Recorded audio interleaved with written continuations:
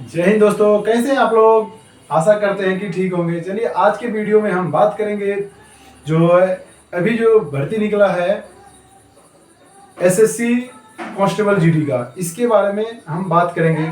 इसको कौन आदमी फॉर्म भर सकता है, कितनी वैकेंसी है, हमारी क्या एज होनी चाहिए, हम भरने के एज है बचा हुआ या नहीं बचा हुआ है, इस पर हम चर्चा करेंगे। और इसमें कितने पोस्ट है और किस किस सीपीएफ के किस किस विभाग में अलग अलग कितने कितने पोस्ट पूछे गए हैं।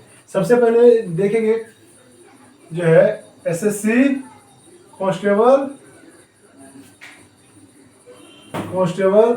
जीडी। टोटल पोस्ट है 39,481। कितने पोस्ट है टोटल? 39,481 पोस्ट है। इसके में जो किस किस अंदर में पूछा जाता है, यह है CAPF central arm police force, Assam NIA, SSF, Assam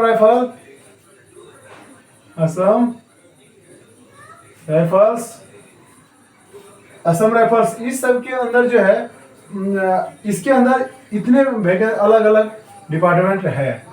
CAPF में जितने पैरामिलिट्री आते हैं, SSB, BSF, CISF, CRPF, ITBP जो है ये CAPF के अंदर आते हैं। इसके अलावा NIA है, SSF है और असम राइफल्स है। सभी के अंदर अलग अलग जो है पोस्ट बांटा गया है कि अगर टोटल कितना है 39,481। टोटल कितना? 39,481 पोस्ट है। वैकेंसी कितनी की है? 39,481 की। लेकिन इसमें अलग अलग है किस डिपार्टमेंट, आगे हम बताएंगे कि किस में कितने पोस्ट जो है दिया गया है। अब हम जानेंगे कि इसको कौन आदमी अप्लाई कर सकते हैं। अप्लाई करने के लिए हमारी एज कैटेगरी, एज क्या होनी चाहिए, हमारी जो है एजुकेशन एलिजिबिलिटी क्या होनी चाहिए, हमारी हाइट क्या होनी चाहिए। सबसे पहले हम जानेंगे कि एज। सबसे पहले एजुकेशन हमारी जो है योग्यता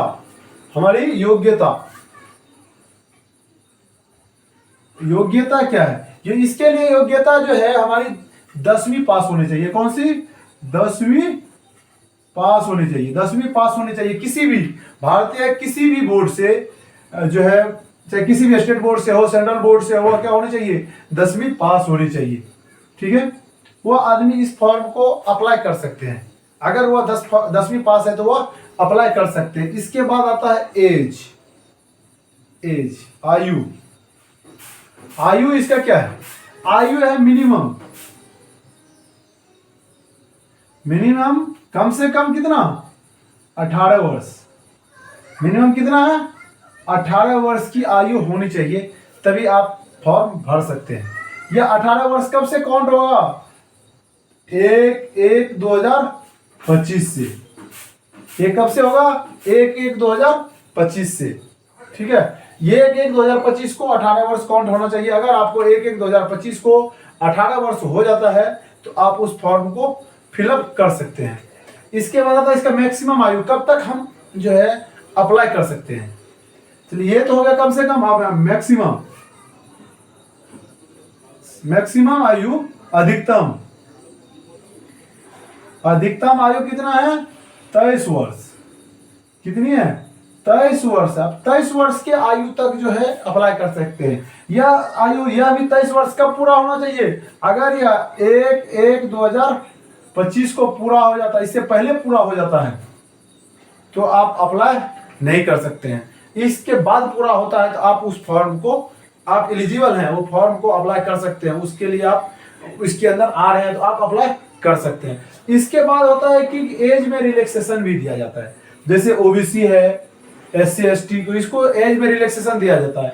इसके लिए जो है SSC कांस्टेबल जीडी रूल 25 2025, ये जो भर्ती निकला है 2025 के भर्ती है, 24-25 है। इसमें इसके हिसाब से इसका नोटिफिकेशन में एक रूल दिया गया है जो हम देखेंगे कि उसमें रूल में क्या क्या है, तो वह इसमें क्या होता है कि उसके हिसाब से उसको छूट दिया जाएगा। अगर उस रूल में होगा तो आपको छूट दिया जाएगा। वैसे ओबीसी के लिए कहीं कहीं जो है 3 साल की छूट दिया जाता है, तो इस रूल में है या नहीं है हम देखेंगे अगले वीडियो में। पहले हम जानेंगे कि हम कैसे अप्लाई कर सकते हैं या नहीं कर सकते, इसके बारे में आपको पता चल गया कि इसके रूल के अंदर अगर आप आ रहे हैं तो आपको क्या होगा कि छूट आयु में मिलेगा, अगर नहीं आ रहे हैं तो आयु में छूट नहीं मिलेगा। इसके बाद आता है कि आपकी जो कैटेगरी है हाइट वाइज, जो जैसे कि आपकी हाइट आपकी जो है हाइट कितनी है, हाइट के हिसाब से यहां अगर मेल है, मेल जनरल ओबीसी या एससी, ठीक है। मेल में जनरल ओबीसी या एससी, अब मेल एसटी, ठीक है, ये हो गया। उसके बाद आता फीमेल जनरल ओबीसी एससी। इस फीमेल में भी क्या है, फीमेल में एसटी, ठीक है। इसका जो हाइट है, मेल के लिए हाइट 170 सेंटीमीटर, 170 सेंटीमीटर होना चाहिए, और जो मेल एसटी में जो आता है 162.5 सेंटीमीटर होनी चाहिए। कितनी होनी चाहिए, 162.5 सेंटीमीटर हाइट होनी चाहिए। फीमेल का जो है 157 सेंटीमीटर हाइट होनी चाहिए, और ये एसटी के लिए जो है 150 सेंटीमीटर हाइट होनी चाहिए। मेल के लिए हाइट कितनी होनी चाहिए, 100। मेल जो जनरल ओबीसी और एससी में आते हैं उसके लिए हाइट कितना है, 170 सेंटीमीटर अनिवार्य है। अगर वह एसटी में है, मेल जो एसटी में आता है उसकी हाइट कितना हो जाए, 162.5 सेंटीमीटर। इसको यहाँ पर रिलैक्सेशन मिल जाता है हाइट में। इसके बाद हम फीमेल में आइए, फीमेल में फिर रिलैक्सेशन, इसकी हाइट कितनी है, 157 सेंटीमीटर की हाइट होनी चाहिए। इसमें भी कौन है, जनरल ओबीसी और एससी है। अगर यह एसटी में आता है तो इसकी हाइट कितनी होनी चाहिए, 150 सेंटीमीटर होनी चाहिए। कितनी होनी चाहिए, 50 सेंटीमीटर होना चाहिए। उसके बाद आ जाता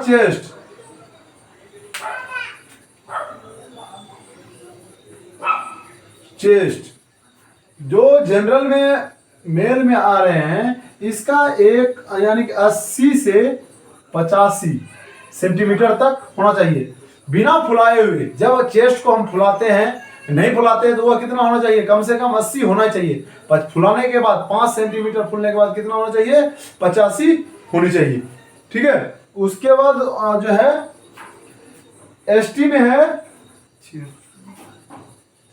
एसटी में मेल एसटी में जो है 76 से 80 सेंटीमीटर होना चाहिए, यानी कि बिना फुलाए 76 होना चाहिए, फुलाने के बाद 80 होनी चाहिए। और जो है फीमेल के लिए यह जरूरी, चेस्ट के लिए जरूरी नहीं है, फीमेल में चेस्ट मापा नहीं जाता है। अब फिर से देखेंगे हम कि हाइट कितनी होनी चाहिए, कम से कम। अगर आप योग्यता आपकी 10वीं पास है, आप 10वीं पास हैं, ठीक है। अगर योग्यता आपकी 10वीं पास आप कर गए हैं, अगर आयु आपका 18 साल से 23 साल के बीच में है, आयु 18 साल से 23 साल के बीच में है, उसके बाद अगर आप की हाइट 170 सेंटीमीटर है, अगर आप ओबीसी जनरल और एससी के अंदर आते हैं और 170 सेंटीमीटर होता है, या एसटी के अंदर आते हैं 162 सेंटीमीटर होता है, तो वो मेल जो है यानी कि वो लड़का जो है इसके लिए अप्लाई कर सकते हैं। उसकी चेस्ट कितनी फुलना चाहिए, होनी चाहिए 80 से 85 होनी चाहिए। मतलब 80 अगर आपका चेस्ट है, फुलाने के बाद 85 होनी चाहिए। मतलब इस बीच में अगर आप आते हैं तो आप क्या है, इस चीज के लिए एलिजिबल है, आप इस फॉर्म को फिलअप कर सकते हैं। उसके बाद जो है, जो फीमेल कैंडिडेट है, जो ही लड़कियां कैंडिडेट हैं जो फौज में आने की यानी कि पैरामिलिट्री फोर्स में आने की इच्छुक है, उसके लिए जो क्राइटेरिया, उसका भी एजुकेशन ब्रेकअप दिया हुआ है। कितना है, 10 साल, एज 23 साल तक। उसके बाद ये हाइट इसका 157 सेंटीमीटर। जनरल, ओबीसी और एससी में अगर है तो वह कितना होना चाहिए? 157 सेंटीमीटर। फीमेल अगर है तो वह कितनी होनी चाहिए उसकी हाइट? 150 सेंटीमीटर। इसके लिए चेस्ट जो है जरूरी नहीं है, इसकी चेस्ट मापा नहीं जाता है। यहां तक क्लियर हो गया होगा आपको। अब हम जानेंगे कि यह हम कब से अप्लाई कर सकते हैं, कब इसका लास्ट डेट है। चलिए इसको आगे बढ़ते हैं, इसको मिटाते हैं।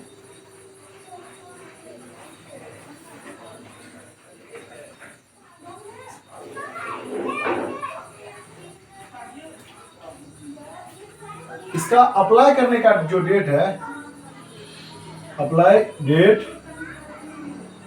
डेट जो है 5/9/24, 5/9 से यह स्टार्ट हो गया है। उसके बाद इसका जो है लास्ट डेट जो है इसका 15/10/2024 अप टू 11 PM, 11 PM तक। समझिए कब तक है ये लास्ट डेट? आप याद रखिए 15/10/2024 तक इसका लास्ट डेट है। इसके बीच में आप अप्लाई कर सकते हैं। अब आता है इसका करेक्शन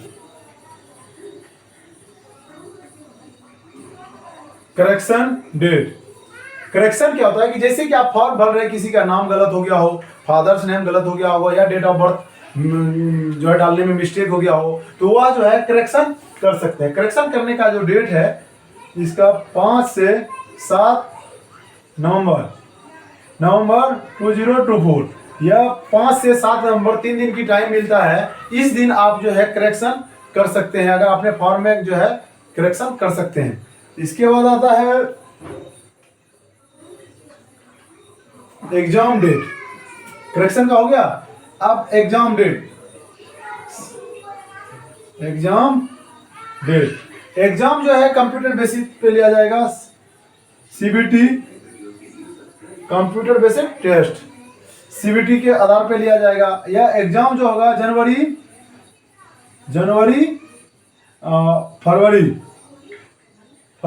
2025 यानी कि 2025 के पहले मंथ में या दूसरे मंथ में एग्जाम लिया जा सकता है। अगर कोई ऐसी कोई घटना ना हो, या फिर कोई कभी कभी आपात स्थिति आता है, या कोई कारणवश जो है एग्जाम आगे टल जाता है, लेकिन ऐसा अगर कोई स्थिति ना आए तो जो है या टाइम से एग्जाम अगर लेंगे तो जनवरी और फरवरी के बीच में एग्जाम ले लेंगे। जनवरी और फरवरी के बीच में या इसका एग्जाम हो सकता है। एडमिट कार्ड जो है एडमिट कार्ड जो है आपको बिफोर एग्जाम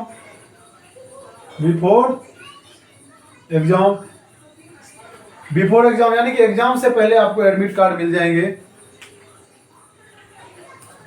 इसके बाद है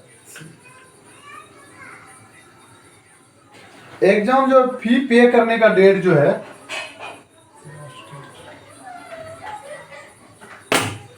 देखिए यहाँ पर हमने एक लिखना भूल गए। जो लास्ट पे करने का जो डेट है, फी पे लास्ट डेट, यह 15/10/24 तक है। 15/10 तक जो है फी पे करने का टाइम है, लेकिन यह जो है 15 है, ये 14 तक ही डेट है। ये 15 तक नहीं है, 14 तक है। 14 तारीख के 11 PM तक आप फॉर्म अप्लाई कर सकते हैं।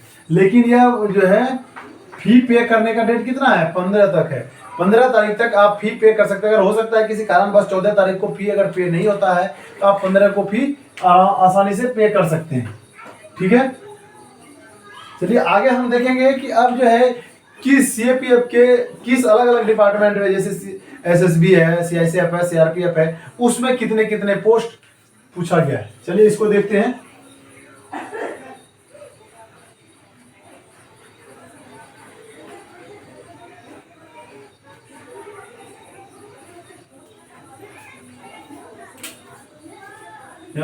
सबसे नंबर 1 में आता है जो है बीएसएफ। नंबर 1 में बीएसएफ है। नंबर 2 में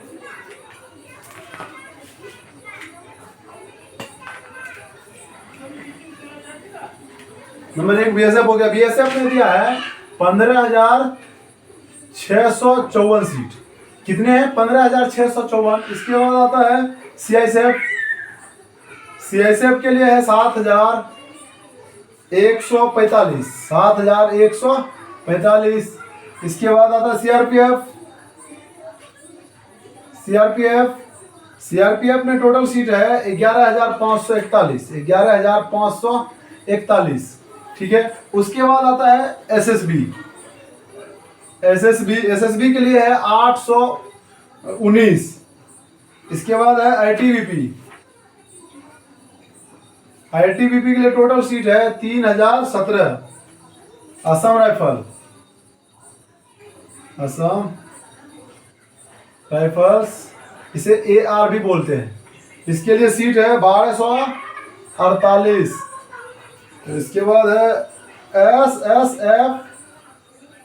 एसएसएफ के लिए 35 और एनसीबी के लिए 22 सीट है।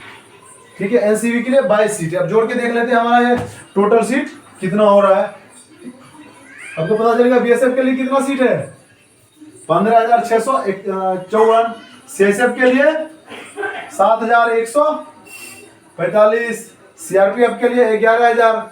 ये दो में बहुत ज्यादा पोस्ट दिया हुआ है, यानी कि ये तीनों में बहुत ज्यादा पोस्ट दिया हुआ है। ठीक है। उसके बाद एसएसबी के लिए जो है बहुत कम पोस्ट दिया हुआ है, अब की बार 8,819। आईटीबीपी के लिए भी ठीक है, 3,000 दिया हुआ है। उसके बाद असम राइफल्स के लिए भी ज्यादा नहीं है। असम राइफल्स के लिए कितना है, 1248। उसके बाद एसएसएफ के लिए 35 सीट है और एनसीबी के लिए कितना दिया हुआ है, जो है 22 सीट है। ठीक है। चलिए हम जोड़ के देख लेते हैं कि टोटल जो है कितना अच्छा पोस्ट होता है। 4, 9, 1, 10, 9, 19, 7, 26, 8, 34, 5, 39, 41। बाकी 4, 4, 5, 4, 9, 4, 13, 4, 17, 18, 19, 4, 19, 4, 23, 24, 25, 26, 27, 28। बाकी 2, 4, 6, 2, 8, 1, 9, 14, 8, 22, 22, 23, 24, 4। बाकी 2, 5, 2, 7, 14, 1, 15, 16, 17, 18, 1, 19, 1, 2, 1, 3, 39। यानी कि टोटल पोस्ट कितना हो गया, टोटल 39,481 दिया हुआ है। अब आप जो है जब फॉर्म अप्लाई करेंगे तो आप अपने हिसाब से चूज कर सकते हैं कि हमें सबसे पहले किस में जाने की ज़्यादा चेष्टा रखते हैं। आपकी रिटन एग्जाम कैसा है, जो मेरिट बनता है वो रिटन पे ही नंबर जा रहा है। अब इससे पहले जो एग्जाम हो रहा है अभी 2-3 साल में जो भी एग्जाम लिया गया है, कट ऑफ बहुत ही ज़्यादा जा रहा है। इसीलिए आप जो है कट ऑफ ज़्यादा जा रहा है तो उस हिसाब से आप अपनी तैयारी रखना है। तैयारी रखने के बाद उस हिसाब से यहाँ चूज भी करना है कि हम किस में अप्लाई करें। अगर हम बीएसएफ अप्लाई कर रहे हैं या सीआईएसएफ कर रहे हैं, सीआरपीएफ कर रहे हैं, एसएसबी कर रहे हैं, आईटीबीपी कर रहे हैं या असम राइफल कर रहे हैं या एसएसएफ कर रहे हैं, इन दोनों की कट ऑफ जो है बहुत ज़्यादा जाता है। इन दोनों का कट ऑफ बहुत ही ज़्यादा जाता है।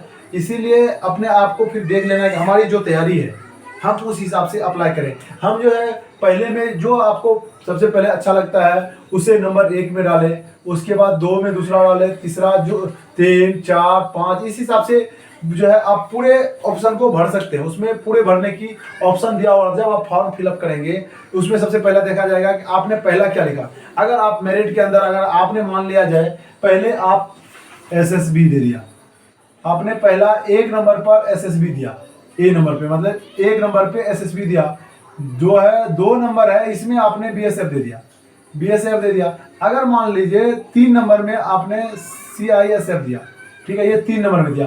अगर आपका कट ऑफ, अगर मान लीजिए कट ऑफ जो है 120 जाता है, एसएसबी का कट ऑफ 120 गया और बीएसएफ का कट ऑफ जो है 118 गया, ठीक है। अगर आपका 120 नंबर आ रहा है, आप अगर 120 को क्रॉस कर रहे हैं तो आपको एसएसबी मिल जाएगा। अगर आपका 119 नंबर आ गया तो आप जो है किस में आ जाएंगे, ये एसएसबी बीएसएफ के अंदर में आ जाएंगे। नहीं तो आपको 120 के अंदर क्या मिल जाएगा, एसएसबी मिल जाएगा। अगर उस कट ऑफ से नीचे रह रहे हैं तो आपको वो मिल जाएगा। अगर सीआईएसएफ की कट ऑफ 125 गया हुआ है, 125 गया, अगर आपका 125 अंक एग्जाम में 125 अंक प्राप्त होता है या उससे ज्यादा होता है अपने कैटेगरी वाइज। तो आपका अगर जनरल के अंदर जनरल का कट ऑफ इतना गया, आप उसके अंदर आ रहे हैं तो आप उसको क्वालिफाई करेंगे और उसके अंदर आपका मेरिट बन जाएगा। इसके लिए फॉर्म भरेंगे। फॉर्म भरने के बाद आपका जो है एग्जाम होगा। सबसे पहला क्या होता है, एग्जाम होगा। एग्जाम क्वालिफाई अगर कर लेते हैं तो फिर आपका रनिंग होगा। रनिंग प्रक्रिया को अगर आप पार कर लेते हैं, एग्जाम होने के बाद रनिंग होगा। रनिंग प्रक्रिया को अगर पार कर लेते हैं तो उसके बाद आपका फिर मेडिकल होगा। मेडिकल अगर हो रहा है तो मेडिकल के साथ आपका डॉक्यूमेंट वेरिफिकेशन उसी समय हो जाता है। अगर आप मेडिकल को भी पार कर लेते हैं, उसके बाद लास्ट में एक मेरिट रहती है। जिस मेरिट में अगर आप जो है क्रॉस कर गए तो आपके लिए बेस्ट ऑफ लक। आप अच्छी जो है जो मिलेगा आप उसमें जाकर के ज्वाइन कर सकते हैं। अगर नहीं हुआ तो आप अगली बार तैयारी कर सकते हैं। चलिए, अप्लाई करने वाले सभी के लिए हमारे तरफ से बेस्ट ऑफ लक। आप अप्लाई कीजिए और अच्छे से तैयारी कीजिए। रनिंग की भी तैयारी कीजिए। रनिंग भी जो है इसका 24 मिनट में जो है रनिंग मांगा जाता है। हमने रनिंग नहीं बताया, अभी बताते हैं आप लोगों कि इसके लिए क्या रनिंग की जो प्रक्रिया है वो क्या करना पड़ेगा। चलिए हम आपको बता देते हैं। जब आप एग्जाम क्वालिफाई कर लेंगे तो इसमें रनिंग जो है सभी के लिए, मेल के लिए जो है रनिंग जो है 5 किलोमीटर जो है कितने है 24 मिनट्स यानी कि 24 मिनट के अंदर आपको 5 किलोमीटर दौड़ना होगा। और फीमेल के लिए जो है 1.6 किलोमीटर 8.5 मिनट्स में जो है दौड़ना पड़ेगा। अगर जो आदमी इस रनिंग को 5 किलोमीटर 24 मिनट में क्रॉस कर दे रहे हैं वो रनिंग क्वालिफाई हो जाएंगे, तो वह फिर मेडिकल के लिए हो जाएंगे, आगे आ जाएंगे मेडिकल के लिए। अगर जो महिलाएं यानी कि फीमेल्स 8.5 यानी कि 8.5 मिनट में 1.6 किलोमीटर की रनिंग कर लेते हैं तो वह उसको क्वालिफाई कर जाएंगे, वो किसके लिए, मेडिकल के लिए। चलिए, इस प्रकार से आप रनिंग की भी अच्छी तैयारी रखनी पड़ेगी कि रनिंग करके आप मेडिकल के लिए कर सकते हैं। अगर मेडिकल हो गया तो फिर अच्छे से आपको सिर्फ मेरिट का इंतजार करना पड़ेगा। ज़्यादातर बच्चे जो है मेरिट में कैसे छटते हैं, ज़्यादातर बच्चे इसलिए मेरिट में छट जाते हैं कि वो नंबर के आसपास रह करके भी छट जाते हैं कि वह जो जानते हैं उसको तो बना लेते हैं, लेकिन अगर जो एक्स्ट्रा जो उसको पढ़ने की ज़रूरत पड़ती है उसे वह कवर नहीं कर पाता। ज़्यादातर एग्जाम में, कोई भी एग्जाम हो, उसमें बच्चे उसी प्रकार छट जाते हैं। हमें इस चीज़ पे ध्यान हमेशा रखना चाहिए कि जो हम तैयारी कर रहे हैं, सभी तैयारी करते हैं। मान लीजिए कि आप तैयारी कर रहे हैं, यानी कि जितनी भी, अगर किसी फॉर्म 1000 सीट है, अगर उसके लिए 1 लाख आदमी फॉर्म अप्लाई किया हो तो वह सब के सब एग्जाम का तैयारी कर रहे हैं। उसमें से जो भी आदमी छटते हैं 1000 वही आगे होता है कि कोई आदमी 0.5 से छट जाता है, कोई 0.25 से छट जाता है। मतलब इतनी कम नजदीक से छटता है कि पता नहीं चलता। उसमें छटने का जो कारण होता है, कोई आदमी पढ़ाई कर रहा है, उसको रिवाइज कर रहा है। कोई आदमी क्या होता है, पढ़ाई कर लेता है, रिवाइज नहीं कर पाता है। अंत में जब क्वेश्चन आता है उस समय बना करके वो हड़बड़ में आते हैं और वो गलती कर देते हैं। जब बाहर आकर के देखते हैं तो पता चलता है कि हमारा पढ़ा हुआ क्वेश्चन जो है गलत हो गया। वो क्यों होता है कि जब हम एक बार पढ़ करके उसको रिवाइज नहीं कर पाते हैं। जब भी एग्जाम में बैठना है तो एग्जाम में अपने दिमाग को पूरी कॉन्सेंट्रेट करके बैठना है। जो क्वेश्चन को हम पढ़ रहे हैं क्या वो क्वेश्चन सही है, मतलब हम सही पढ़ रहे हैं। अगर सही पढ़ रहे हैं तो हम जो ऑप्शन में टिक लगा रहे हैं वो ऑप्शन जो हमारे आंसर है, मतलब जो हमने निकाला हुआ सही निकल रहा है या नहीं निकल रहा है। इस चीज को विशेष ध्यान रखना चाहिए। चलिए, मिलते हैं फिर अगले वीडियो में। अगर वीडियो पसंद आया तो चैनल को सब्सक्राइब कीजिए और वीडियो को शेयर कीजिए। धन्यवाद।